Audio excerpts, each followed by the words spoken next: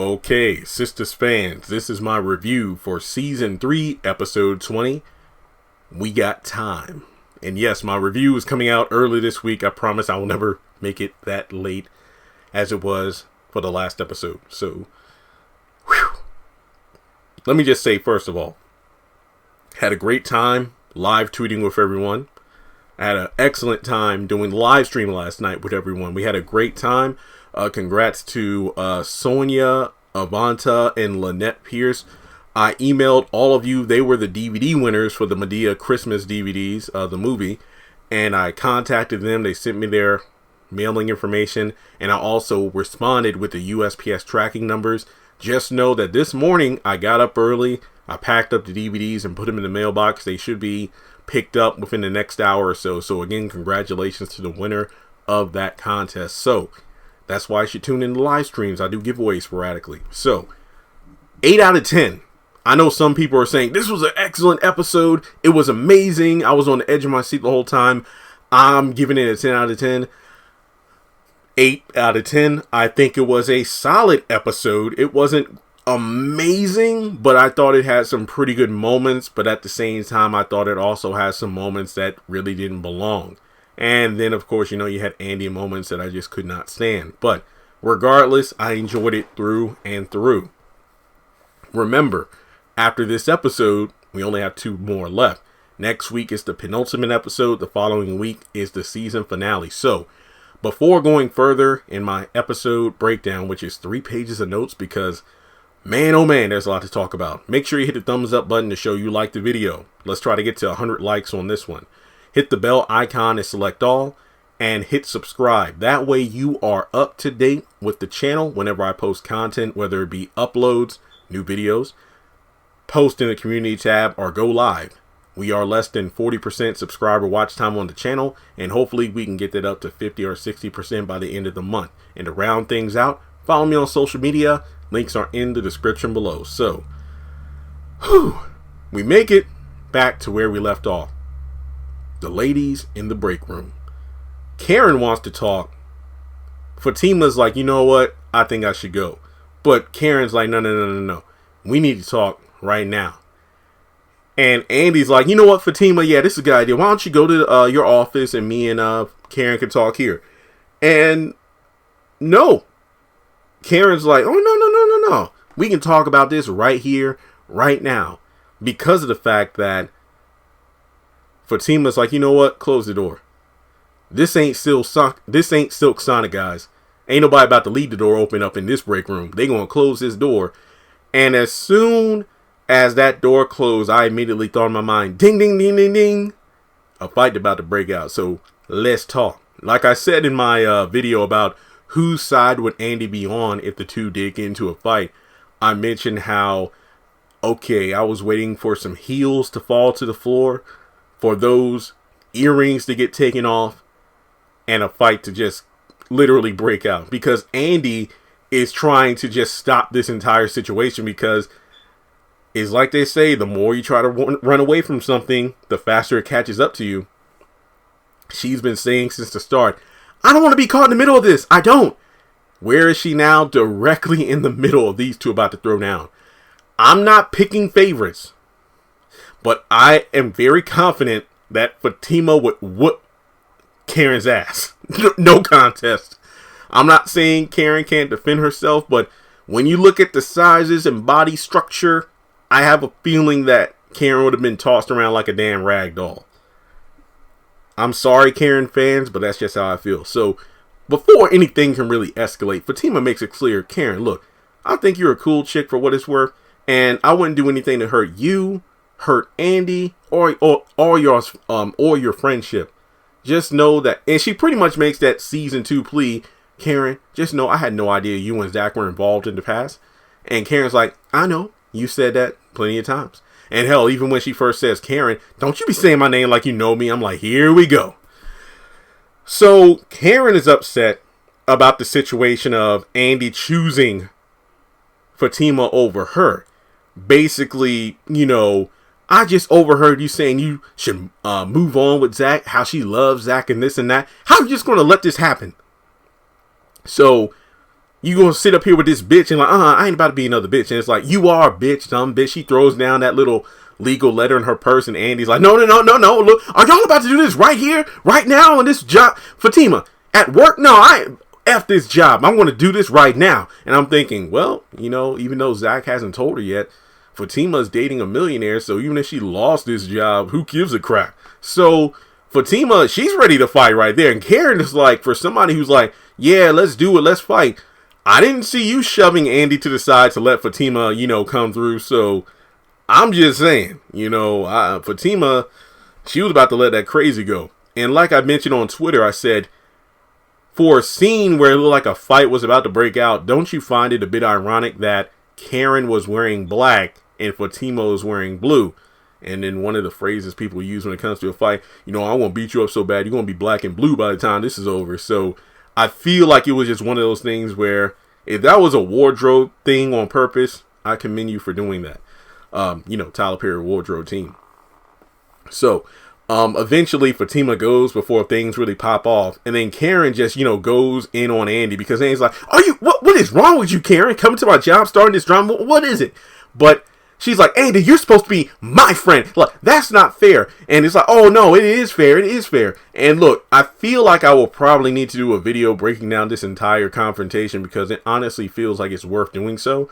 But essentially, you watch them fall in love. And I mean, technically she didn't, because when you really think about it, this break room conversation, and I'm talking about before Karen came in, this was honestly the first time that Andy and Fatima literally had a full-on conversation about Zach and Fatima. So I don't think Andy's guilty of anything. Trust and believe. I think she's guilty of a lot, and I'll talk about that involving the Robin stuff. But in regards to the Zach Fatima thing, what the hell is she supposed to do? Even if Andy gave you the, day-by-day breakdown of, Zach and Fatima were doing this and that, how would that stop them? It doesn't make sense to me. And, despite what Andy said, what Fatima said, it was like talking to a brick wall. Anytime somebody made sense, Karen would instantly take a paranoia route and then make it into something that it wasn't. Oh, so because they're in love, you allowed this to happen? I'm like, what the hell? So she says we're done, and she shoves the legal document at Andy's, stomach. Look, to me, it looked like it was a straight up punch to the gut, like, we're done. I'm like, oh, and Andy's like, don't throw things at me. And I'm like, no, the way it sounded like when she forced her arm and that letter into her stomach, and I ain't gonna lie, and then the way Andy was kind of shoved or, recoiled, it looked like she legit punched her in the stomach. I know some people are like, nah, she just forcefully pushed it at her, or she shoved Andy. I got to go back and look, but to me, it looked like, oh, damn, she literally punched her in the stomach. What the hell? But Fatima's in her office, and she calls Zach. He's got good news because, and not to make this all about me, but I one day hope to hear the same good news Zach did. Hey, I just got a phone call, and they told me everything is good to go at the house.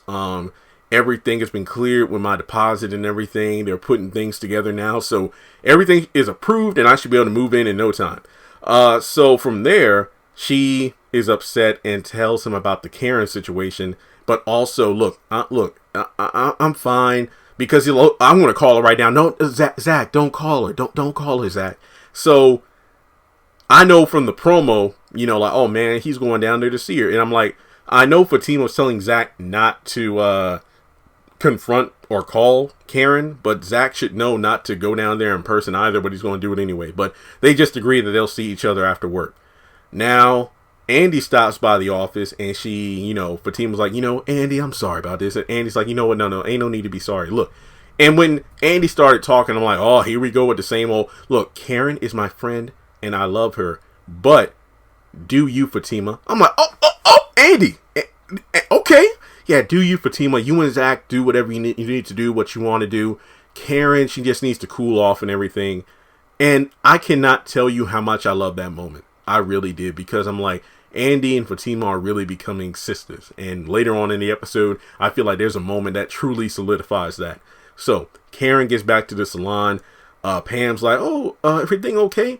One of my big gripes is the fact we never know what that legal document is about. Maybe we'll find out in the next episode. I don't know. Some people have been speculating. Maybe it was Aaron's ex's family, Fawn, the one that killed herself in front of Karen. They said they would try to get back at Karen one day, but maybe this legal document was from them. But given the fact that Karen apparently shoved that paperwork into Andy's chest, I'm more inclined to think this paperwork is about the whole Jasmine lawsuit that she filed against Andy, as well as all of the girls for being accessories and sabotaging her marriage. So since Karen left that document with Andy, I honestly think it was something Jasmine related. Just my opinion. So from there, let me see. Aaron is there waiting for Karen at the shop, and well, he just wanted to take her to lunch, but also to see how she was doing. And, Pam gets a bit nosy, and Karen tells her to go to the back. And you know what? I should fire her. And Aaron's like, no, don't fire Pam. She's cute. And she's like, oh, you got a brother, Aaron? No, I don't, Pam. And like I said before, there are times when I find her a bit insufferable, but I don't have a lot of hate for Pam. I honestly don't. I thought she was actually pretty good in this episode. So from there, Aaron and Karen talk, and to be completely honest, she just completely blows him off. It's like, look, it's sweet that you came by. It's sweet that you came to check on me, but I'm just hoping to focus on getting some work done today. And, well, can I see you tonight for dinner, maybe, in a movie? I'll call you. And he just leaves. And my thought is, look, Aaron, I know y'all are in Atlanta, but gas is high around the country. You need to stop burning up and wasting your damn gas, showing up to Karen's apartment, showing up to her job just to get the friend zone treatment. Just go on. Remember, you're the one, after she called out Zach's name when y'all were about to have sex or make out or whatever, you're the one that said, look, you need to talk to Zach. You need to work this out. I'll give you some space. Then you're the one that sent her the flowers saying, I talked to God and he said, you're mine. Dude, just get to stepping. Just find somebody else. Just go. Just leave. Just go. I mean, I know we say the same thing about, Gary and Andy, y'all need to just stop it, whatever y'all doing. Preston, leave Danny alone. She's not good enough for you, the way she's so indecisive. Calvin, leave Sabrina alone, the way she keeps judging you, letting her friends dictate how she thinks. Just go on. And Aaron, I still don't fully trust this dude, but why can't you just let Karen be? She's clearly not in love with you the way you are in love with her. But then Pam steps up and is like, you know what? At first I didn't fully trust him, but I like Aaron. He's a nice guy. Why are you blowing him off? He's such a cool guy. And Karen says, she really doesn't know. She's like confused and everything. And then out of nowhere, she just says, look, can you watch over the shop? I need to step out. For what? We never find out where she goes. Later on in the episode, based on the finale, the cliffhanger ending, she either goes to the clinic to get checked to see if she's pregnant, or she just simply goes to the store to buy a pregnancy test. It's one of those things. But remember, we don't on screen find out where she went. Maybe we'll find out next week. So over at the bank, Q calls Maurice, says, hey, I've been thinking about you and I'm going to turn myself in. I can't keep running. I don't think I want to be alive for that much longer, because apparently he's been, messing around with some bad people, doing some drugs and everything. And it's just like one of those situations where he's kind of, has his back against the wall. And Maurice is somebody who he wants to come with him to turn himself in. And it's funny how Sabrina comes out, Maurice, you're working. And it's like, why are you on the phone? Like, hang on, heifer, just hang on. So he feels like he's going to be dead soon. And the fact that Maurice, nobody's been nice to him the way Maurice has. And I'm thinking, this gives me some Justin from the Haves and the Have-Nots vibes when it comes to Jeffrey. Like, no one's ever made me feel the way you do, Jeffrey. And it's like, oh, crap. But basically, Sabrina's like, no, because, like, put it on speaker. I'm like, Lord, if Q overhears it. But he does, and he wants him to meet him at the police station. King Street is the nearest police station. He'll meet him there in a few hours after work. And, they can talk before they go in. So Sabrina tells him not to go, because I'm thinking the entire time, why are we doing this? This seems as pointless as the whole Danny forcing drama in her relationship with Preston about the whole space thing, and then the Sabrina Calvin just doing the same merry-go-round hamster wheel rotation since season 1. I feel like Tyler could have written a better story for Maurice than this, because he's entertaining the idea of meeting up with a guy that held him and Sabrina at gunpoint. And also, let me give credit to the last few episodes for actually seeing customers in the bank. Because remember, in the Tyler Perry after show, one of the Sistas after show, he mentioned, what was it, Diary of a Mad Black Tweeter, how, like, oh, how come there's never any customers at the bank and whatnot. And I know we haven't seen a group of people in there for a while, but to see one or two customers every once in a while is a nice feeling. So I thought that was pretty cool. But essentially, Sabrina tells him not to meet up with more Q because of the fact that you were about to get fired, right? Wait, what do you mean? Between the cops and our higher ups at the bank, they thought that you were involved somehow with Q in the whole robbery to begin with. I was the one that talked them out of getting you fired. What? You're about to fire me? Well, bitch. I'm like, yeah, that makes a lot of sense. But yet he's trying to say, you know what? I'll talk with him. I'll wait like 5 minutes so we can talk before going into the station. And she's like, well, fine. Keep your location on your phone on and call me. And I'm still saying this is just stupid and ridiculous. And I feel like Maurice could be utilized so much better than this, but whatever. So Calvin calls Sabrina. He's at the airport. And like I theorized in my earlier videos, I'm like, what was it? The one about is Calvin straight, gay, or bisexual? Or in the trailer breakdown I did for the actual episode itself, I said the only reason I can see him going to the airport is because his only living father is in Florida, so he might be checking on him. So that's exactly what he's going to do. He says, hey, my dad called me. He said he's okay, but he didn't sound fine on the phone. So I'm going, and, it's like, okay, keep in touch. I'll see you when I get back.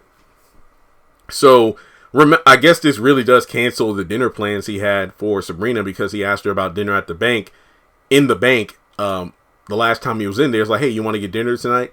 And then later in that episode, I'm talking last week, that's when Danny gives Sabrina the invite to Club Eat. And it's like, yeah, I'll just tell Calvin I got to reschedule. So I wonder if she had called him to reschedule their dinner before, or this is the first time it's like, hey, Sabrina, sorry. I'm thinking too much about it. My bad. But he goes up to the counter and Danny's there. And she basically puts on a fake customer service voice. Look, I worked 3 years in a call center. I know what that's like. But he gets his ticket. It's about 45 minutes before his flight takes off. And he basically pokes the bear. Danny didn't initiate anything. He's like, what's your problem with me? But basically, she pretty much says, what's your issue with me? I think you're in the closet. I feel like, how do I know one day if you and Sabrina don't go all the way? I guess that means in a full-on relationship, get married or whatever. How do I know you won't leave her for another man?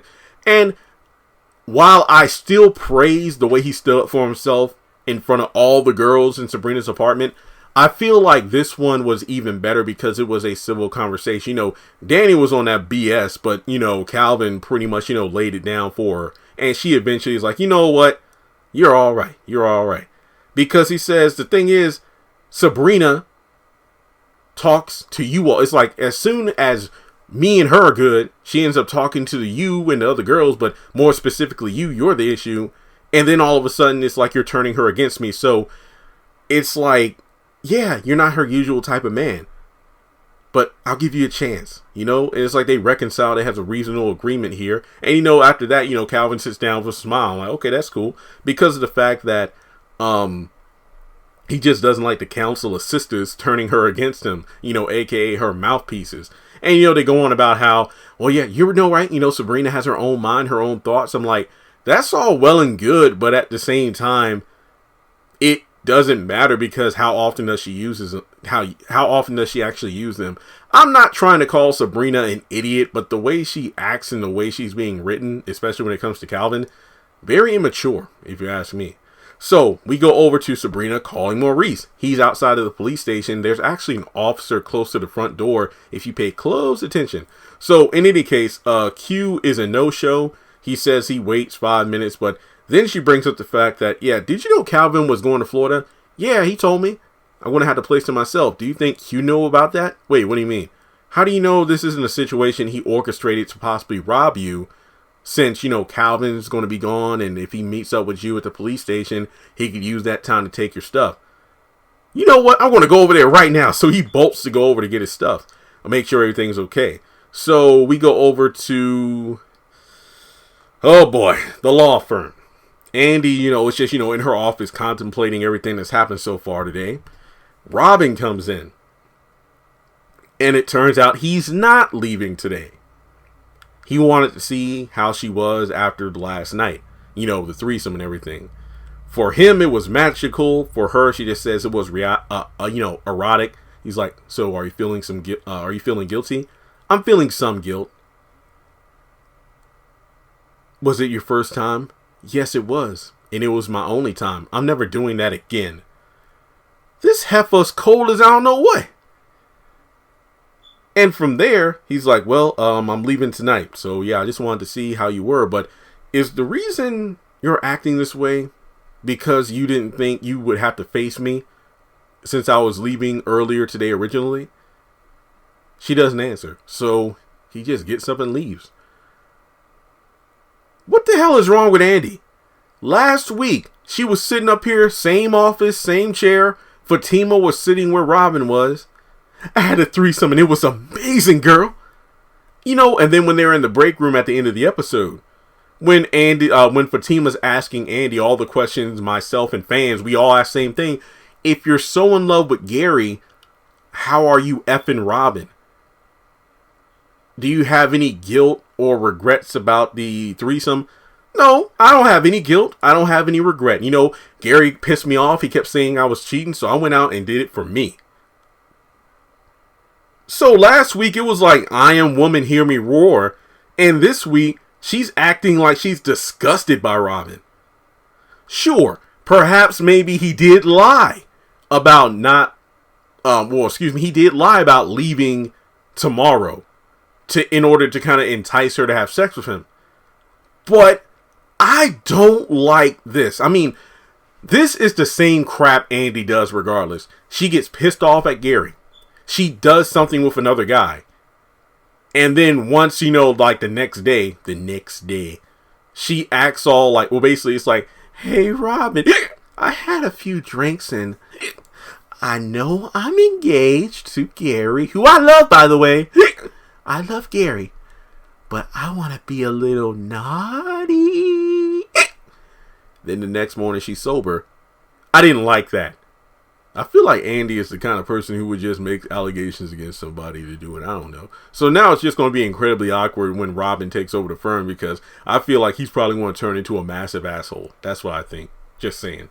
But we do know these two are going to have sex again because she even says something along the lines of, that's one door I want to keep closed or don't want to open again. But we do know from the promo from the initial after show of Sisters, there's going to be a moment where Robin and Andy are having sex or post-sex, and Robin's like, we would like to do that again. And then ironically enough, a door opens up and then somebody comes out.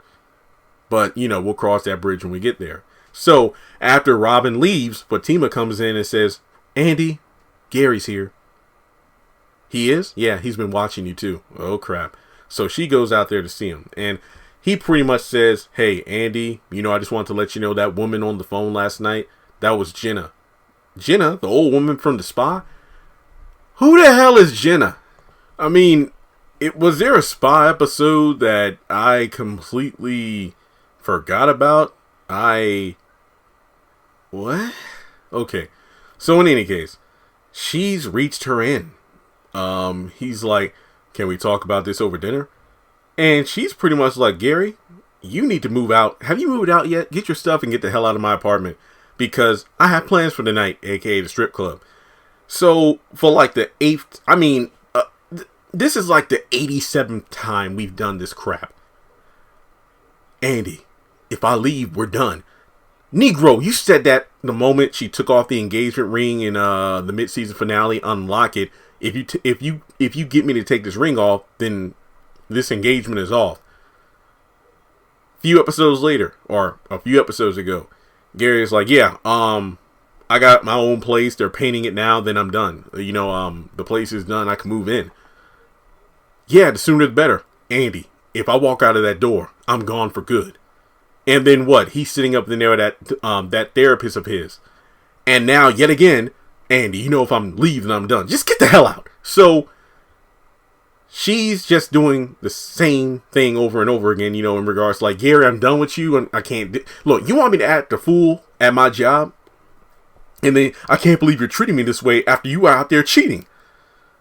So does he know about the threesome, or does he just assume that she's cheating?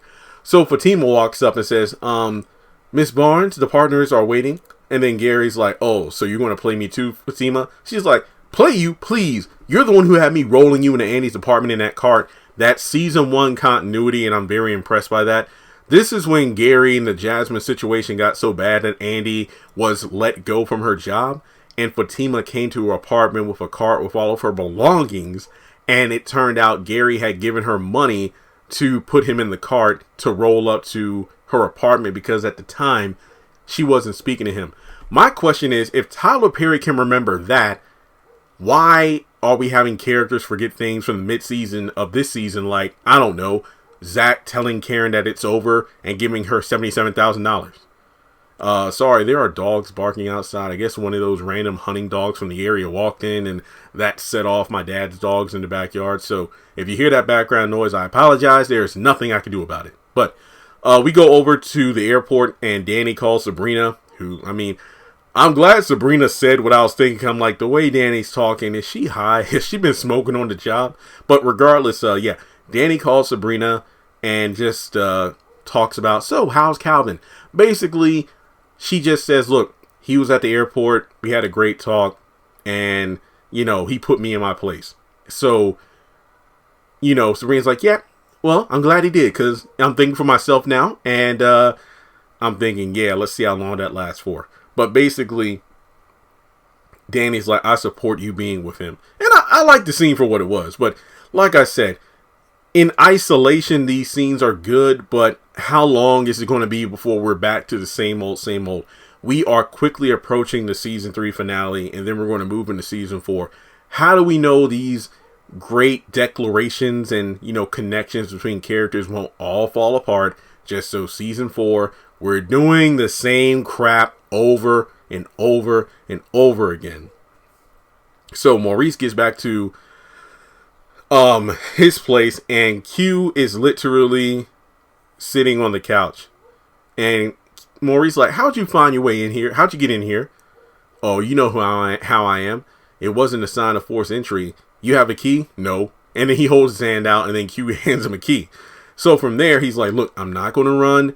I'm not going anywhere, but for some reason he didn't show up at the police office, so police station. But Maurice gets on the phone, he calls the police, gives them the address, and he's going to, you know, wait on them. And Q says, look, I'm just going to sit right here. So we get to the final scene of the episode, and I know people are going to want me to talk about this in great detail, but let me just say, it is a hell of a lot of work when I do those kind of videos where I write down all the dialogue and break it down. But to get the feedback of people who say they appreciate the effort, I want to let you know, I say thank you to that. And I will do a video about that particular scene, but that will come later this week. Now, Zach comes in the salon. Pam's like, hi, Zach. Where's Karen? You heard me say hi, right? Yeah. Hi, Pam. Where's Karen? In the office. He's like, okay, we'll go back there. Oh, are you sure about that? Like last time? Is her boy back there? No. And then, you know, she tries to, you know, be a bit too nosy about what happened last time. And Zach ain't got time for that. He rushes in the office, you know, Karen's going over her books and everything. And he's pissed off. It's like, he's mad that she rolled up on Fatima. And to be completely honest, Karen's retort is fair because she's like you rolled up on Aaron. That is true. Zach and Aaron, you know, Zach would roll up randomly to Karen's place and Aaron was there. And they've gotten into fights on more than one occasion. So Karen was actually correct. Just because Karen was right to counter Zach calling her out for her actions, that still doesn't justify Karen doing what she did to Fatima at the beginning of the episode. Let me just make it clear. If we're keeping a scoreboard, Karen was right because Zach has done that stuff, but two wrongs don't make it right. Okay? So he basically is like, look, you, me, we're done. We're over. I don't know how many ways I have to say it. And she's like, look, I just can't let this go. I think about our first kiss, the romance, you saving me. Heffa, you were on the plane at his job when you thought he had taken that credit card from you. And you literally said to his face, I wish I'd never met you, Zach. And he's like, well, yeah, well, that's like me saying I shouldn't have saved your ass. You know, when Bean was trying to kill you and stuff. Don't you dare roll up in, well, excuse me, because Zach rolled up on her. Don't you dare sit here and just talk about, you know, the romance and you being there for me. And I mean, Danny tried to tell your ass, Karen, don't think about just the good stuff. Remember all the stuff he put you through and this and that. I know. And here we are with her acting the way she is now. And he basically says in the most mature way possible, Karen, we're not good for each other. And I'm thinking the whole time, please, for the love of God, Zach, stop talking. You know, I love you, but we're not good for each other. No. I love Fatima. It's like, because, oh, you love Fatima? Yeah, I do. More than you love me. And I'm like, what the hell is this? So, Zach said, this was my favorite part of the episode. This one moment here. When Zach says, when he brought up the fact that, you know, what you say you love me, but what about when you called, you know, filed that report and got me arrested? You know I have a criminal record. Thinking you thought I was a thief. You thought I stole that credit card from you. You know, all the stuff I did for you. And, you know, I did this. I held you down when I talked you up. Or like, I don't uplift you. I didn't uplift you. I didn't do this. I didn't do that. I didn't pay for everything when you didn't have any money. Bitch, he gave you $77,000. Will somebody please mention this in the show? And then from there, I'm just saying it. Okay, so first of all, one moment, you're only talking to Zach about what all the good times we had. And then now all of a sudden, you're forgetting about, okay, so you're bringing up all the stuff Zach did to you, the stuff you did for him. And then this is one of the most hurtful things when you've been wronged by somebody emotionally. When they've done things to you, they said things to you that cut like a knife, and then you express how that made you feel. What did I say to you that hurt? I promise you, in between the season 3 hiatus and season 4 beginning in January, I will do my best to do a video with a compilation of all the times that Karen has torn Zach down. Even the moments where when she was with Aaron and Zach was the one begging for her to come back. And she pretty much said many times over, you know, Aaron does this for me. I need a man who does this and this, not just somebody who, you know, busts one and that's all. There was somebody that shared it in the Sistas Facebook group and I forgot all about that episode when she basically was telling him to move out. So she's like, oh, okay. So yeah, he brings up the jail charges and he's like, when I got locked up over that credit card stuff, it was at that moment that I knew I can't go back to you. Please let this go. Let me go. This is really over. Keep Fatima out of this. I don't know how many ways or what other ways I can do or I can say this for you to understand. It's over between us. He turns to leave. And that's when she goes, I'm pregnant. And that's where the episode ended. Guys, this was a roller coaster ride of emotions. Like I said, I wasn't big on how Andy is, acting like her, basically being cold towards all these men when she's the one whoring herself around. The Maurice and Q stuff, I don't give a crap about. I didn't mind the Calvin stuff, and that's something I rarely say in the show, but it's just like, at this point, look, either you're going to move forward or not. So remember, we're closing in on the season 3 finale. But at the same time, I'm just like, season 4 is going to be a snooze fest if a lot of these storylines are just still the same. But like I said before, I will do a full video talking about the Karen and Fatima stuff at the beginning of the episode. Then a video talking about the Zach and Karen stuff at the salon. But yeah, this was one of those things where when you're in a toxic relationship or, whatever the situation is, even a friendship, you need to know when it's time to walk away, And I'm pissed off because she says she's pregnant and now the assumption's made that it's her and Zach's baby, even though her and Aaron had sex too. This season. Not interrupted makeout sessions. I mean, they literally had sex, and then after sex, that's when Aaron ran off into the night. So that's all I got to say about this particular episode. I give it an 8 out of 10, like I said at the beginning of the video. Let me know your thoughts in the comment section below. Also, feel free to like and subscribe. As I mentioned before, it really does help the content on the channel show up more when YouTube recommends content to other viewers. And if you want to donate, feel free to do so on PayPal or Cash App. Now, I will say this much before I close. If more episodes were at least this quality in terms of storytelling and emotional, connection to the audience, I feel like season 3 could have arguably been one of the best seasons of the show. But since we're so close to the end of the season and there's only been a couple episodes I felt were actually good, I still say that despite the shock value and the Zatima moments and everything, this is still the weakest season of the show. Just my opinion. Thanks so much for tuning in, guys, and I'll catch you all in the next video.